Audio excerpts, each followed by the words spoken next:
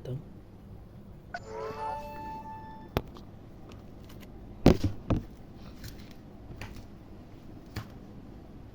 Makan dulu tadi. Valentine pun hampir kau.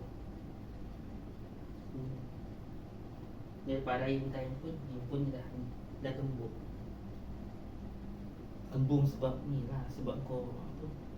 Kau tegakkan cahaya matahari kat handphone tu. Pergi pun kau bawa, lepas tu pergi kedai makan kau bawa, lepas tu kau tinggal. Kau lupa lah nak bawa. Kedai makan kau tinggal dalam kereta je panas.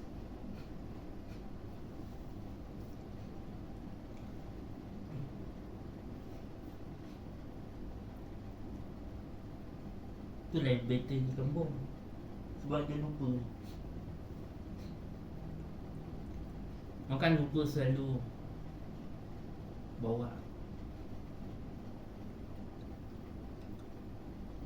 Selalu yang panas sekali, tempat yang paling panas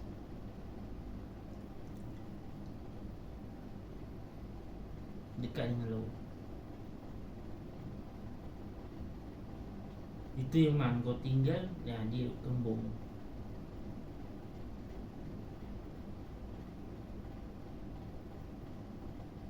Ada pernah kau tinggal sekali kan? Biasanya kalau tu kau akan bawa. Kalau yang pertama pergi jalan, biasanya kau akan bawa. Bawa.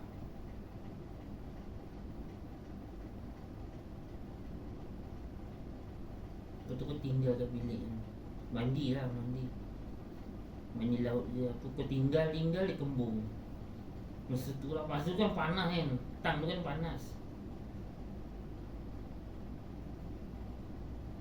Kau tinggal, dia kembung. Kat situ lah kau rasa. Kat Melaka tu. Lepas tu kau bawa balik. Handphone kau bawa balik kan. Sampai rumah bateri dah kembung. So betul lah, dia tak boleh kena panas.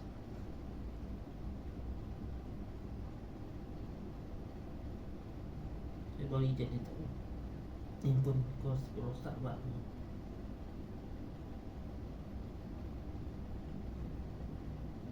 Nah ni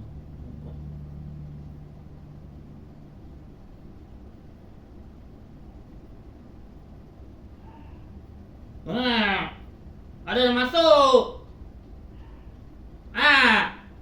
Mana paling belakang?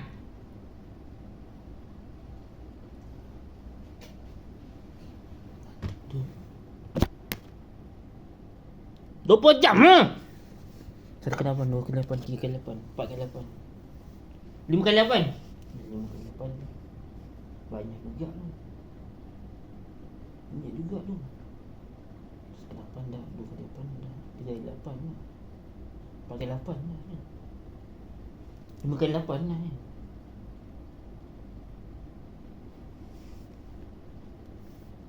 Alah nak berak tu. Ada je nak berak. Ada nak kita tandas.